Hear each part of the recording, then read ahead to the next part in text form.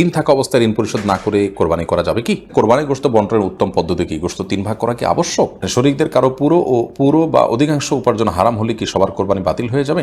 মৃতের পক্ষ থেকে কোরবানি করা যাবে এবং সেই গোশত কি নিজেরা খেতে পারবে? এক মেয়েকে আমার পছন্দ হয়েছে, মেয়েটিকে আমি বিবাহ করতে চাই, কিন্তু মেয়েটির নামও সাথী, আমার মায়ের নামও সাথী। মায়ের নাম এমন কোনো মেয়েকে বিয়ে করলে গুনাহ হবে? চিপসের প্যাকেটে আরবি লেখা থাকলে সে প্যাকেটটা কি করব? আল্লাহ যাতে দ্রুত হজে যাওয়ার তৌফিক দান করেন, এজন্য কোনো দোয়া আছে কি? আমার শ্বশুর বাড়িতে যদি আমার ফুফাতো, মামাতো, খালাতো ভাইয়েরা বেড়াতে আসে, সেক্ষেত্রে কি আমি তাদেরকে সালাম দেওয়া, সাধারণত কথাবার্তা বলাও নাজায়েজ হবে? কোরবানির জন্য লাইভ ওয়েট মেশিন দিয়ে কোরবানি পশু ক্রয় করা কি জায়েজ হবে? আমার পরিবারের 4 সদস্য একটি ছাগল দিয়ে কোরবানি করলে হবে কি?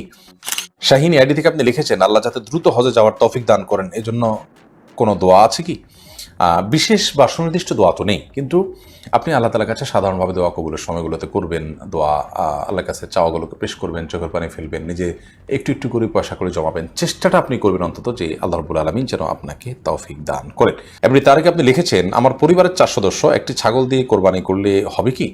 আপনার 4 সদস্য বলতে আপনার স্ত্রী, ছেলে মেয়ে তারা যদি হয়, তাহলে সেক্ষেত্রে আপনার ছোটো বাচ্চা কাচ্চা থাকলে তাদের তরফ থেকে আপনি পরিবারের কর্তা হিসাবে আপনি উপার্জনকারী, আপনার উপরে কোরবানি বর্তায়, সেই হিসাবে আপনি কোরবানি করবেন, এটা ছাগল দিলেই যথেষ্ট হবে ইনশাআল্লাহ তাআলা। নবী সাল্লাল্লাহু আলাইহি ওয়াসাল্লাম হাদিসে বলেছেন, প্রত্যেক পরিবারের তরফ থেকে একটি করে কোরবানি বর্তায়। কিন্তু পরিবারে যদি একাধিক সদস্য, তারা তাদের ভিন্ন ভিন্ন ইনকাম থাকে, আলাদা আলাদা সামর্থ্য থাকে, তৌফিক থাকে, তাহলে সেক্ষেত্রে সেটি ভিন্নতর বিষয়। নাজমুল ইসলাম সান এআইডি থেকে আপনি লিখেছেন, কোরবানির জন্য লাইভ ওয়েট মেশিন দিয়ে কোরবানির পশু ক্রয় করা কি জায়েজ হবে? লাইভ ওয়েট মেশিন দিয়ে কোরবানির পশু আপনি কিনতে পারেন, এটার ন্যায্যতা নিশ্চিত করার জন্য। গোষ্ঠ তো আমার উদ্দেশ্য না, কিন্তু আমি ন্যায্য মূল্য পাচ্ছি কিনা জাস্ট এটা অনুমান করার জন্য আপনি এটা করলেন, তা হতে পারে। কিন্তু আপনি নিছক গোশতটাই মুখ্য, আমার গোশত বাজারে কত, তাইলে আমি এই কোরবানি গরু করবো না ছাগল করবো, আমার লস পড়ছে, দাম বেশি পড়ছে, এরকম উদ্দেশ্য থাকলে সেটা জায়েজ হবে না। জাস্ট আমাকে বিক্রেতা ঠকাচ্ছে কিনা এটি নিশ্চিত হওয়ার জন্য, আমি তো গরু কেনা বেচাতে অভ্যস্ত না, এই জন্য লাইভ ওজন থেকে আমি একটা আইডিয়া করার চেষ্টা করলাম, জাস্ট ন্যায্যতার জন্য। উদ্দেশ্য যদি সেটি হয়, জায়েজ আছে। এরপরে আফিয়া ইবনাত আনিসা আপনি আইডি থেকে লিখেছেন, আমার শ্বশুর বাড়িতে যদি আমার ফুফাতো, মামাতো, খালাতো ভাইয়েরা বেড়াতে আসে, সেক্ষেত্রে কি আমি তাদেরকে সালাম দেওয়া, সাধারণত কথাবার্তা বলাও নাজায়েজ হবে? বর্তমান পরিস্থিতিতে এমন যে কোনো কথা না বললে মাইন্ড করে বসবে। প্রথমত অন্য কারোর দিয়ে খোঁজখবর নেবেন, যে ভিতরতে কাউকে দিয়ে বলবেন যে আমি সালাম জানিয়েছি, কেমন আছেন জিজ্ঞেস করছেন, এভাবে কথোপকথন করবেন বাচ্চাদের মারফত, অন্যদের মারফত। সেই সুযোগ না থাকলে আপনি তার সাথে স্বাভাবিকভাবে কথা বলবেন, কথার ভিতরে কোমলতা সৃষ্টি না করে, পর্দার মধ্যে থেকে ওয়াকুলনা কওলাম মারুফা। আল্লাহ বলেছেন, মেয়েরা যে কথা বলবে সাধারণ এবং স্বাভাবিক কথা বলবে, এবং কথার ভিতরে কোনো প্রকার কোমলতা সৃষ্টি করবে না, যেমনটি কোরআন নির্দেশ করেছে। এরকম করে আপনি করতে পারেন যদি ওই লোক মারফত করতে না পারেন। সাকিবুল বখতিয়ার আপনি আইডি থেকে লিখেছেন, চিপসের প্যাকেটে আরবি লেখা থাকলে সে প্যাকেটটা কি করব? আরবি লেখাতে যদি কোরআন হাদিসের কোনো আয়াত না থাকে, তাহলে আপনি অন্য 10টি কাগজের ঠোঙা বা আপনার প্লাস্টিকের ঠোঙা যেভাবে ব্যবহার করেন, একে সে ব্যবহার করতে পারেন, কোনো অসুবিধা নেই। আরবি লেখা থাকলেই যে সেটাকে আপনার বিশেষ সম্মান করতে বাধ্য, ব্যাপারটা সেরকম নয়। আরবি লেখায় খারাপ কিছুও থাকতে পারে, আর সাধারণ কিছুও থাকতে পারে, এগুলোর বিধান যা লেখা আছে সেটার উপর ভিত্তি করেই হবে। তবে লেখা জোকা এগুলো অপমানজনকভাবে পায়ের নিচে যেন, এবং অপমানজনকভাবে ময়লা ইত্যাদিতে না পড়ে, সেটা জ্ঞানের প্রতি যে আমাদের ভাষার প্রতি, জ্ঞানের প্রতি যে আমাদের শ্রদ্ধা থাকা উচিত, তার অংশ হিসাবে এটি সকল ভাষার ক্ষেত্রেই যথাসম্ভব খেয়াল করা উচিত। রাজেসান লিখেছেন, এক মেয়েকে আমার পছন্দ হয়েছে, মেয়েটিকে আমি বিবাহ করতে চাই, কিন্তু মেয়েটির নামও সাথী, আমার মায়ের নামও সাথী। মায়ের নাম এমন কোনো মেয়েকে বিয়ে করলে গুনাহ হবে? না, মায়ের নামে নাম আছে এরকম মেয়েকে বিয়ে করলে কোনো গুনাহ হবে না, আপনি করতেই পারেন। বাকি তাকে ডাকলে আপনার মা মনে করবে আপনার মাকে ডাকছেন, ব্যাপারটা তো সেরকম না। মাকে তো আপনি নাম ধরে ডাকেন না, কোনো অসুবিধা নেই ইনশাআল্লাহ। আমরা এই ধরনের বিষয়গুলোকে অনেক জটিল করে ফেলি, মোটেও এগুলো জটিল কোনো বিষয় নয়। আপনি আপনার পরিবারে একটা সন্তানের নাম আছে আব্দুল্লাহ, আরেকটা সন্তানের নাম আব্দুল্লাহ, মানুষ রাখতে চায় না, কোনো অসুবিধা নেই। এটা ডাকলে হয়তো কখনো একটু ধোঁয়াশা তৈরি হবে, হোক, তাতে কি আসে যায়, অনেক কিছুতে ধোঁয়াশা তৈরি হয়, এটাতে আমাদের বড় কোনো ক্ষতি হবে, বাট সেরকম নয়। এজন্য এগুলোকে খুব বড় কোনো বিষয় হিসেবে দেখার কোনো কারণে, আপনার মায়ের নাম যা, আপনি যে মেয়েকে বিয়ে করতে চাচ্ছেন তার নামও যদি তা হয়, কোনো অসুবিধা নেই, আপনি বিয়ে করতে পারেন। প্রয়োজনে তার একটা ডাকনাম ইউজ করলেন যদি আপনার কাছে ডাকতে খারাপ লাগে। এরপরে মঞ্জুর হাসান আপনি লিখেছেন, মৃতের পক্ষ থেকে কোরবানি করা যাবে এবং সেই গোশত কি নিজেরা খেতে পারবে? মৃত ব্যক্তির তরফ থেকে যদি আপনি নিজের তরফ থেকে কোরবানি করেন, আপনি করতে পারেন এবং সেই গোশত আপনি খেতে পারেন। নবী করিম সাল্লাল্লাহু আলাইহি ওয়াসাল্লাম সাহাবী আলী রাদিয়াল্লাহু তাআলা আনহু তিনি কোরবানি করেছেন।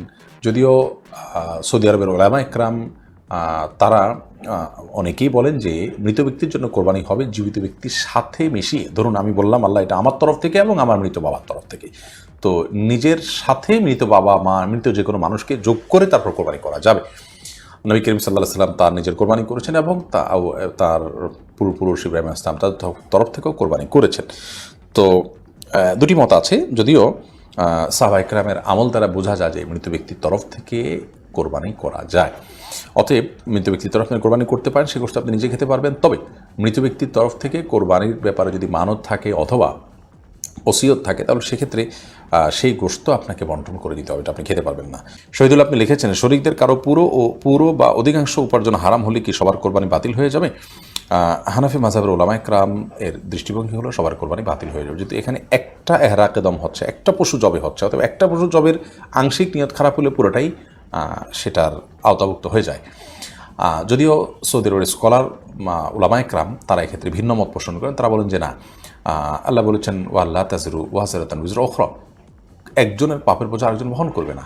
যিনি হারাম উপার্জন করছেন তিনি তার পাপ বোঝা বহন করবেন, আরেকজন তিনি হারাম উপার্জন করছেন না, তার হালাল থেকে করেছেন, তিনি কেন এর দায় বহন করতে চাবেন? অতএব তাদের মত হলো যে যার উপার্জন হালাল তারটা হয়ে যাবে, যারটা হারাম তারটা হবে না। মুশফিকুর রহমান লিখেছেন কোরবানির গোশত বন্টনের উত্তম পদ্ধতি কি? গোশত 3 ভাগ করা কি আবশ্যক?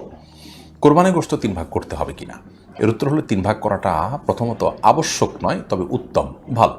আল্লাহ রাব্বুল আলামিন কোরআনে কারিমে বলেছেন ফাকুলু মিনহা ওয়া আত'ইমুল কানিআ ওয়াল মু'তারা। অন্য আয়াতে আল্লাহ বলেছেন ফাকুলু মিনহা ওয়া আত'ইমুল বাঈসাল ফাকির।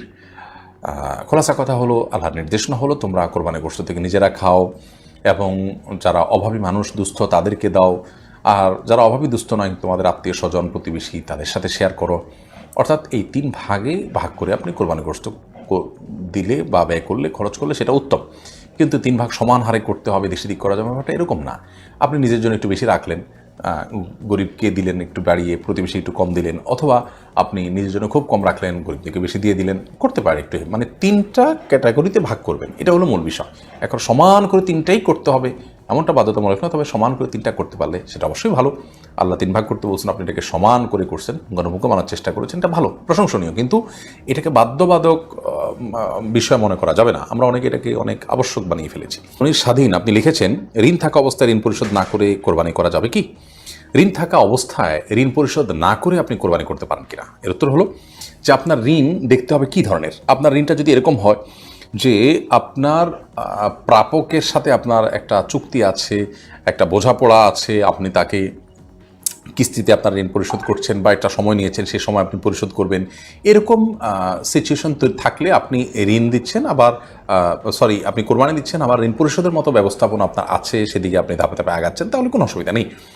কিন্তু যদি এমন হয় যে আপনার প্রাপকের, যার কাছ থেকে ঋণ নিয়েছেন বা যার কাছে আপনার দেনা আছে, তার পক্ষ থেকে প্রেশার আছে এবং আপনার কোরবানির টাকাটা দিলেও ঋণ কিছুটা কমে, তাতেও আপনার প্রাপক খুশি হয়, সেটা না করে আপনি কোরবানি করলে সেটা কিন্তু আপনার জন্য জায়েজ হবে না। কারণ আপনি যদি ঋণগ্রস্ত থাকেন এবং ঋণ দেওয়ার মতো কোনো টাকা না থাকে, তাহলে সেক্ষেত্রে কোরবানি নয়, আপনার জন্য ঋণ দেওয়ার গুরুত্ব অনেক বেশি। আর যেমনটা আগে বলেছি, ঋণ দেওয়ার বিষয়টি যদি একটা সিস্টেমের মধ্যে থাকে, একটা কমিটমেন্টের মধ্যে থাকে, ধরুন 1 বছর সময় নিয়েছেন, সে 1 বছর পর আপনি দিবেন ব্যবস্থা আছে, এখন আপনি কোরবানি করছেন, কোনো অসুবিধা নেই, এটি আপনি করতেই পারেন।